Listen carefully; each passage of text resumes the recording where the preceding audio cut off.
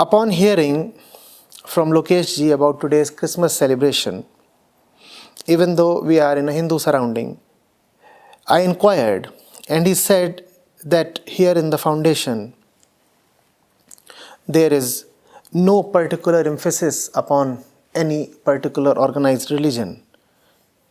To this I asked, I meaning Anna, to this I asked that if this is so, then are all the national holidays celebrated here? He didn't reply. And when she says he didn't reply, she ends with 3 dots. And you know what these 3 dots mean? Whenever you see them, to be continued, there is something left unsaid. Either it is unclear or it is of a nature that cannot be discussed or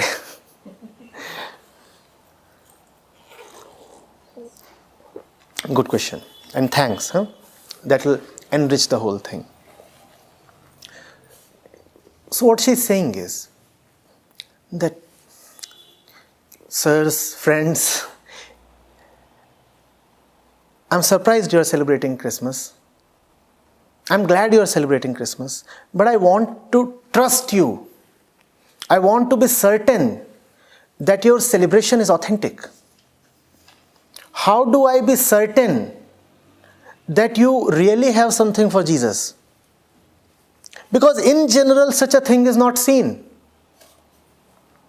She says we are in a predominantly Hindu surrounding, and yes, of course.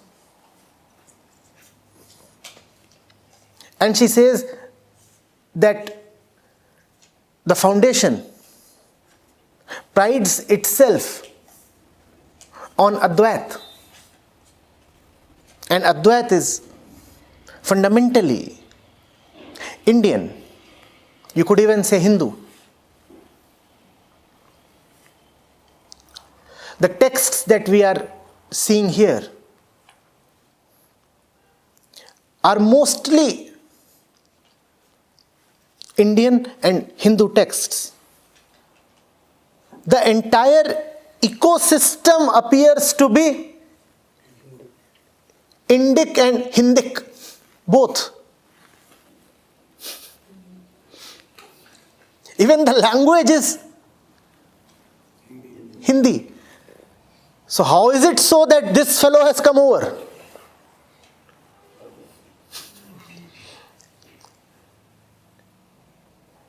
It doesn't happen this way in the rest of the world,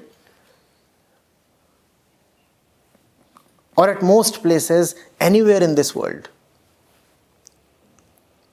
Then she says, fine, if it is not only with the Hindu scriptures or Hindu deities or the Hindu pantheon that you are concerned, if you say that you have an universal outlook, that you look forward to the teachings of all religions, then why is it only Jesus selectively that you are celebrating? So she asks a pointed question. She is saying, do you celebrate all national holidays? By national holidays, you probably mean all the holidays relating to the various organized religions of the world. That's what you mean. Yes. Okay, that's what she means. Now, is the doubt clear? The doubt is, if you have so much for Jesus, and this relates to you all because she has seen everybody in the festive spirit throughout this day. If you have so much for Jesus, equally do you have for Moses and Muhammad and Confucius and Lao Tzu? Are you getting it? Do you really cherish Buddha and Mahavir in the same way? That's the question. What's the answer then? Yes. You see, technically no. Technically no. But if the answer is no, it is not because the teachings from certain religions are valued more than or over the teachings of a few selected religions. That is not the case here. It is for a very simple reason. You can celebrate somebody's birthday only if first of all you know him factually. With all due respect to the foundation and the people present here, most of us do not even know the principal figures even in the Indic stream.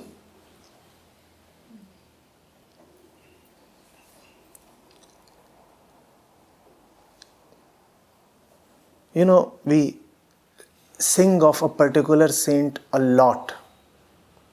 Even as this session is going on, another parallel session is happening in Delhi, where the songs of that saint are being sung.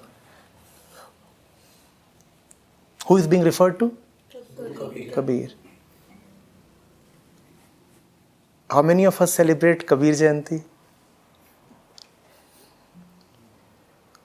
But surely there would be hardly anybody here who is not in love with Kabir.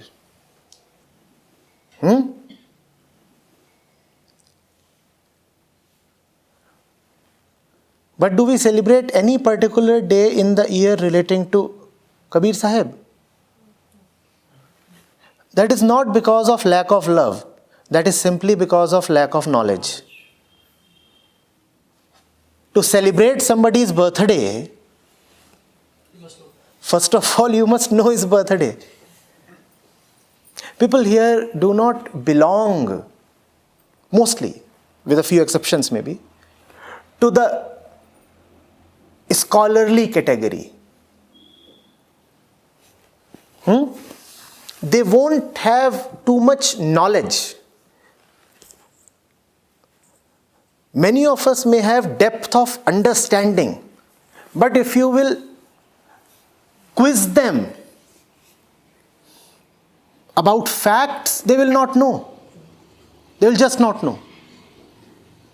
With Christmas, things are a bit more convenient. Even if you do not know, the market tells you.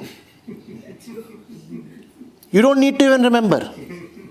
In fact, if you will know a lot, if you will gain in knowledge, then it will become difficult for you to celebrate Christmas. Because this day, 25th of December every year, is not at all the day of birth of Jesus Christ. Those who have a background in history know of this. If you will know about Santa Claus, from where did the figure come and how exactly did he become popular, it will become difficult for you to look at him the same way as you usually do. So that's how Christmas is being celebrated.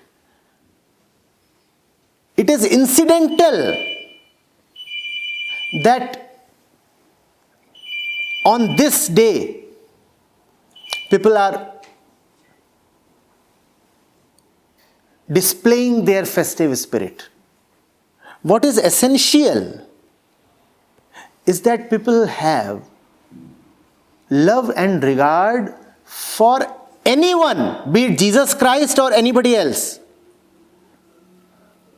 Anyone who loves the truth, declares himself to be the Son of Truth, and with compassion works for the liberation of the world.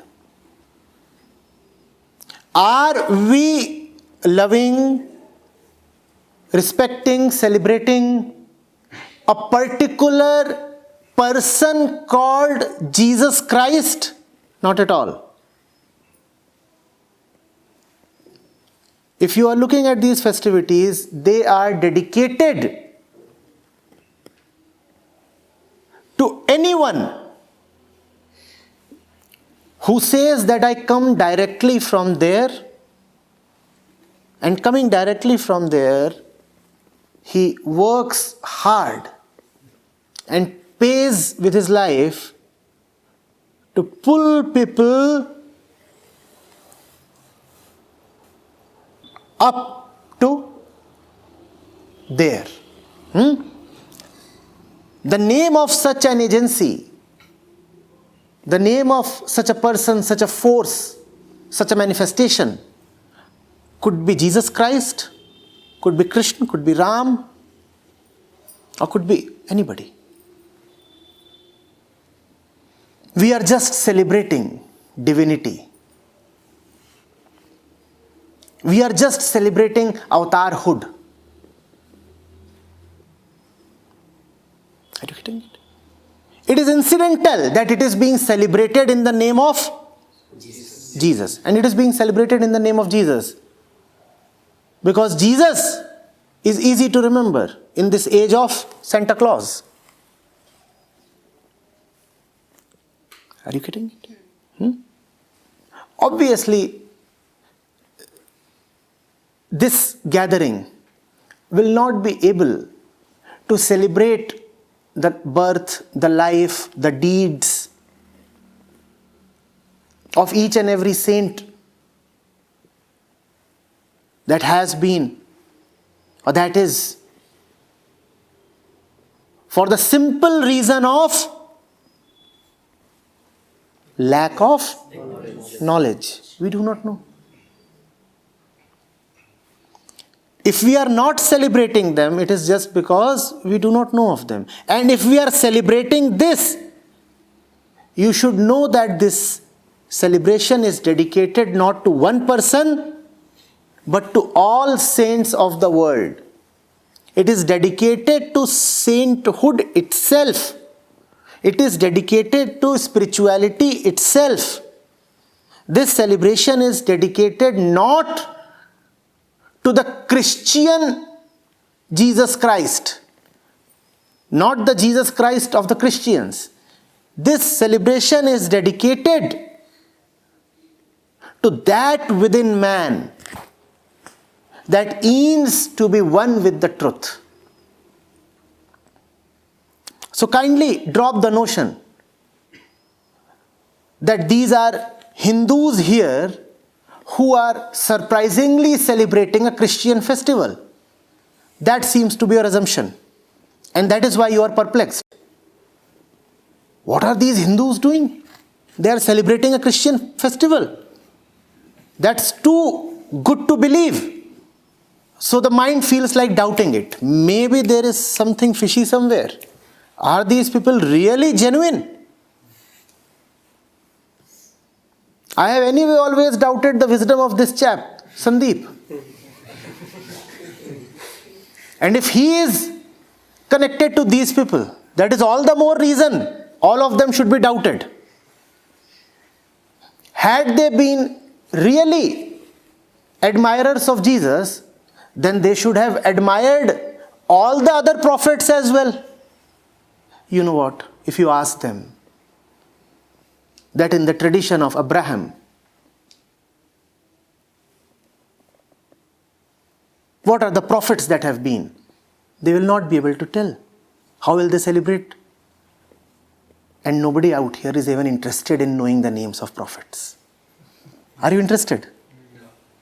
To us, spirituality is going beyond the load of name, time, date and form. Who wants to remember dates?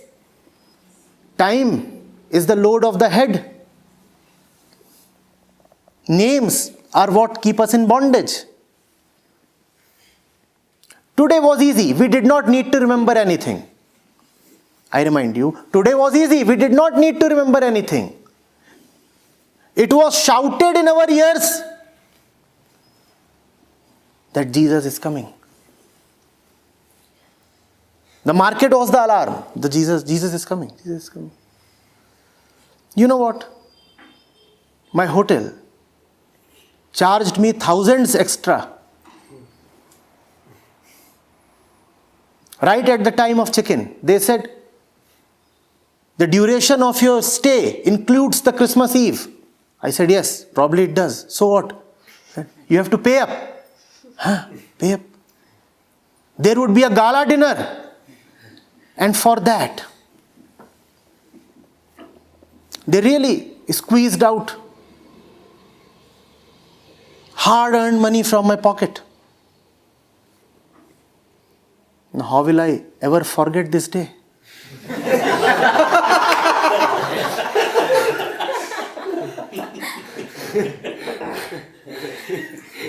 Having lost so many thousands, I am not going to forget this day for another century. So I am relieved of the load to remember. I don't have to remember. The market is making me remember. But if I ask you to celebrate Sant Raidas Jayanti, it will be difficult for you, though I know that many of you would be greatly in love with Sant Ravidas. Rohit, with us here, sings beautifully of at least one particular verse from Raidas. But ask him, when is Raidas Jayanti? We don't love to remember dates. We don't. This date we remember because of the gala dinner. Getting it? But at the same time, we love the manifestation of truth whenever it happens, wherever it happens, in whatever name it happens.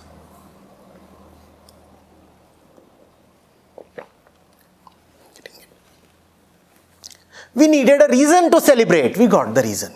The reason is incidental. If you'll come to the place where the foundation is, there is one chap whose birthday is celebrated at least half a dozen times every year. We just need a reason to kick his butt. That's it. When you really want to do something, does it matter what the day or time is? Does it matter? He deserves to be kicked. So every second month, he gets a birthday. Counting the number of birthdays, he must be centuries old now.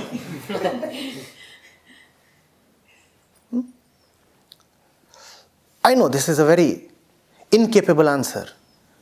Does it assuage your doubt a bit?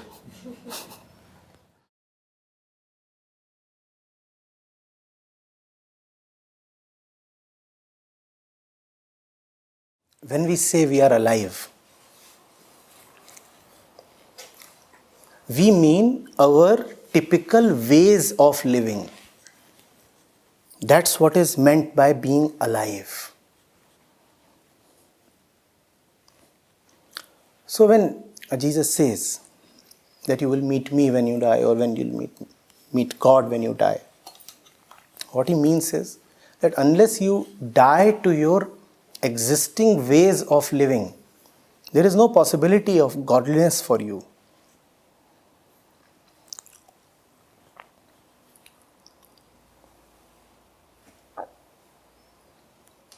For us, life is not physical, it is much more psychological. Life is much more psychological.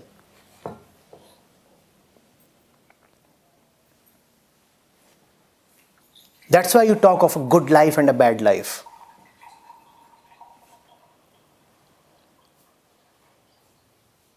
Does your elbow get better when you are living a good life? Does your knee get worse when you are living a bad life?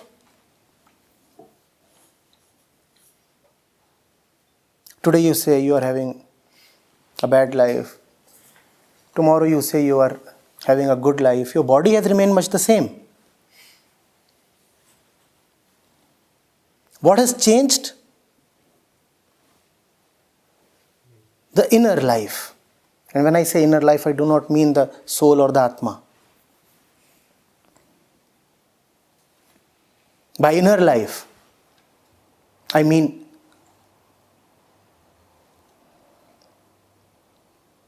the mental life.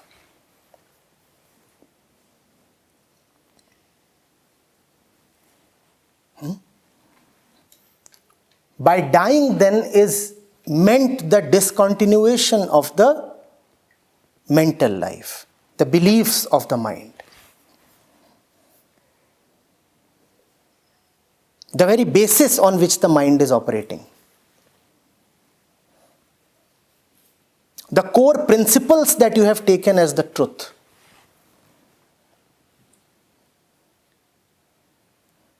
Unless they are challenged and defeated, there is no possibility of something new coming to you.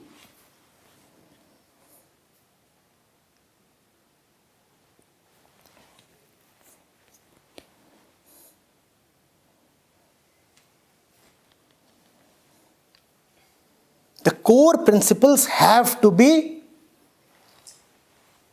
challenged, they have to be defeated, they have to be questioned. You said you want to introduce this to your friends from the West.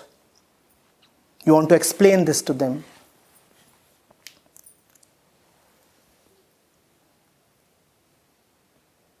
Explain to them that there are things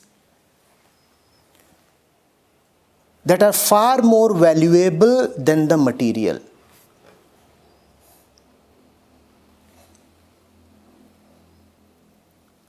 Tell them that they must learn to really value.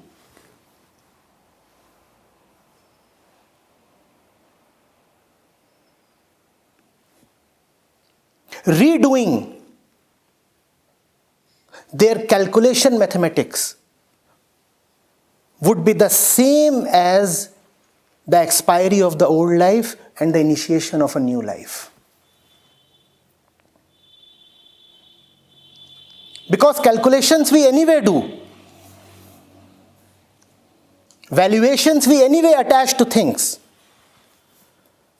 But unfortunately, we attach valuations only to things. At best, thoughts and ideas. You pay for tea.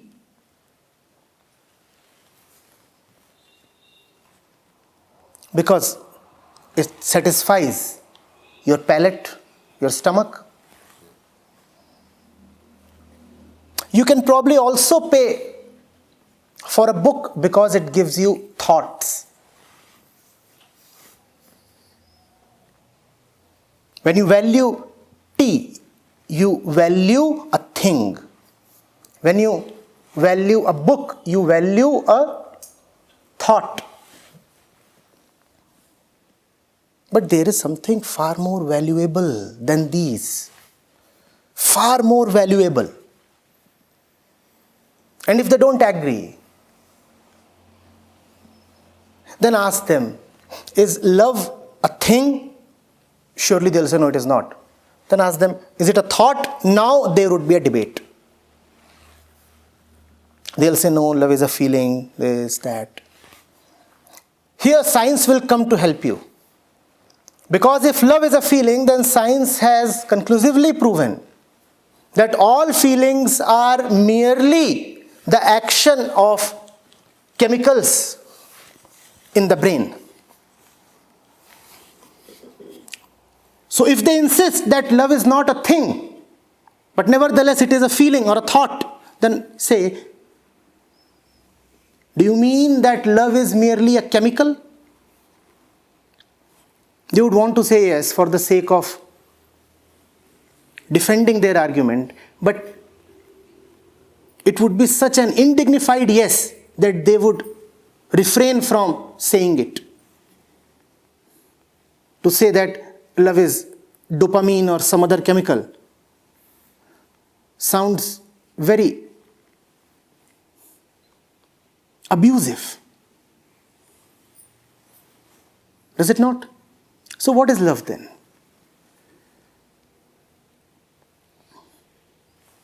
What is love then?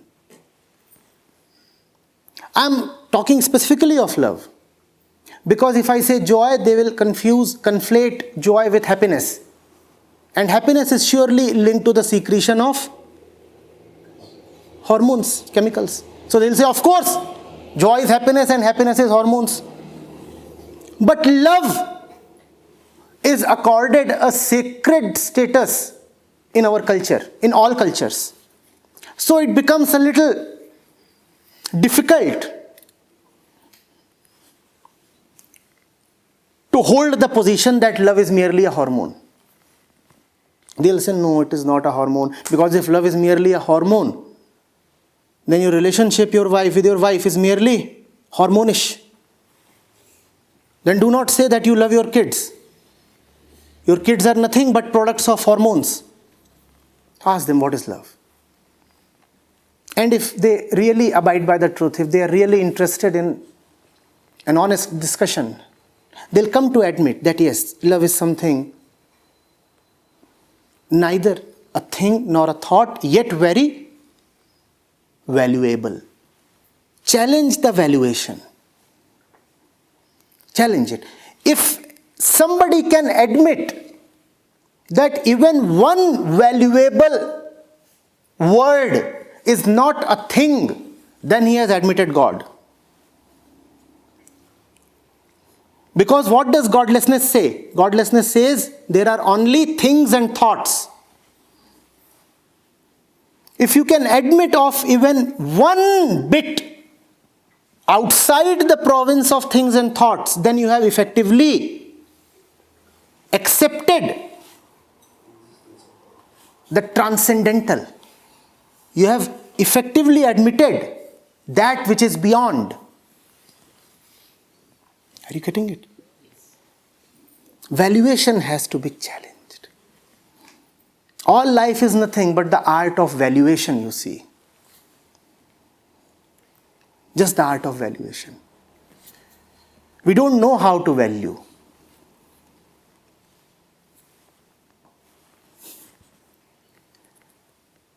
Because we are terribly body identified and body is material, so we value only the material. Whereas the fact is that our heart is all the time yearning for that which is beyond material. And it is so strange. You want that which is beyond material, and yet you are valuing only the material.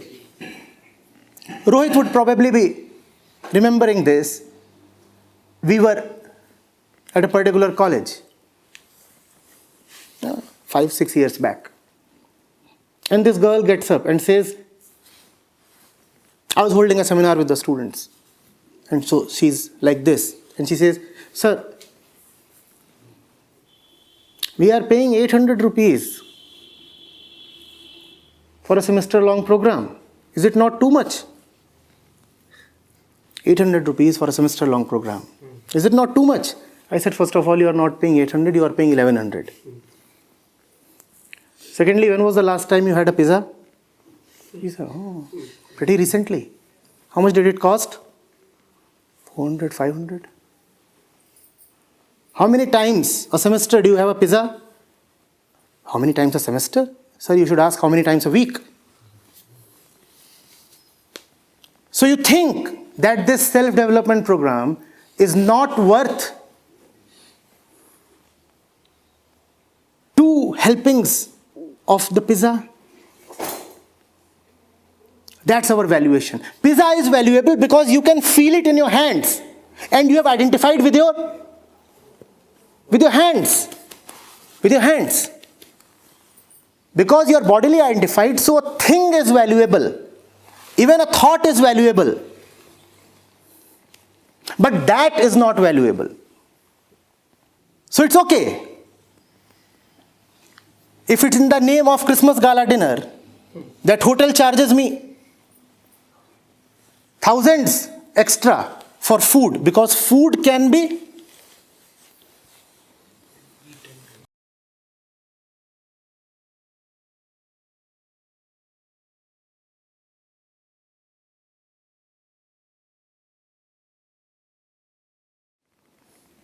When I said enough of observation,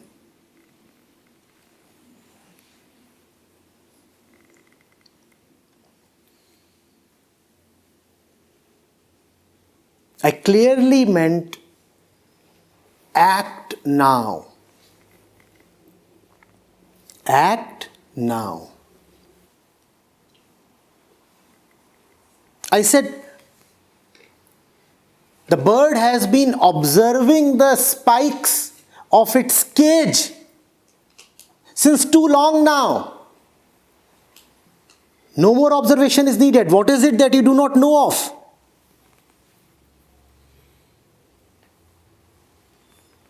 Act. Now you are asking, how about jap? How about reciting the name of God? How about reciting the various mantras and verses and shlokas? How will it help the bird to keep reciting the name of the sky?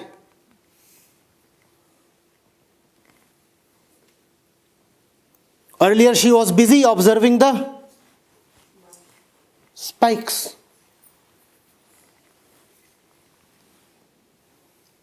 Nice. I am in the cage and this is what keeps me caged. 1, 2, 3, 4. And I am observing them. Yes, observing them. And now she is busy reciting and singing the name of the sky. Akash Sahasranam. The 100 names of the glorious sky. And who is reciting them? The caged bird. How will it help? Junk, all junk. Work. Jyoti, what do you find me doing?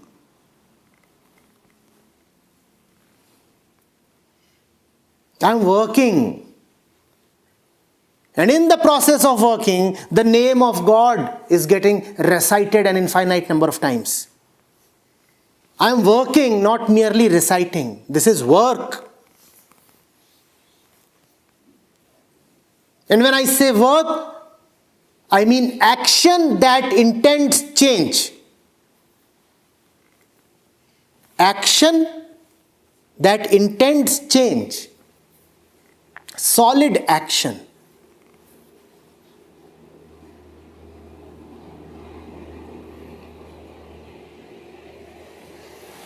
Ultimately, you want change, don't you? All the stuff that you do in the name of spirituality is just a means, is it not? A means to attain some change. Or do you want to stick to the means? What is jap for? What is observation for? Now let that happen. Make that happen.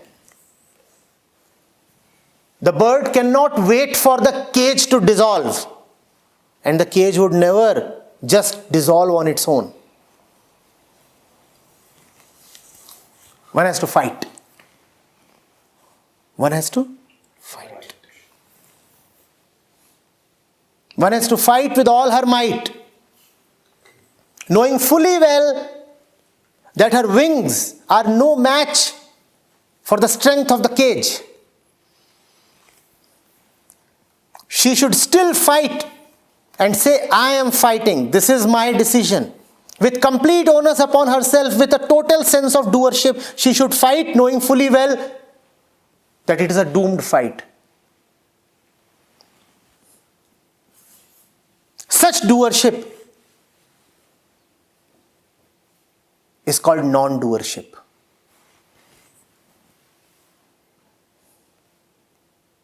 Are you getting it? When you fight with the intention to win or gain, then it is doership. When you fight with the intention to perish in the battle, it is non-doership.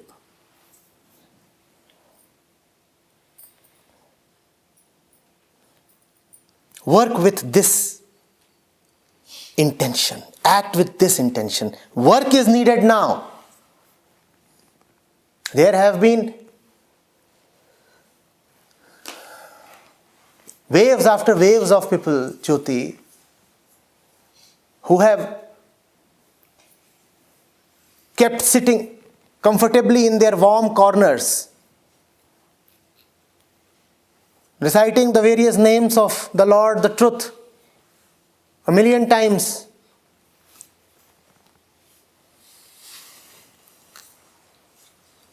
They are still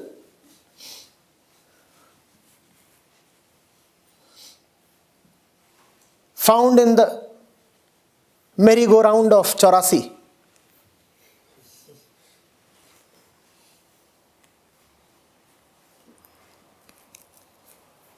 Show with your life what you want life to be. Show with your action the depth of your love.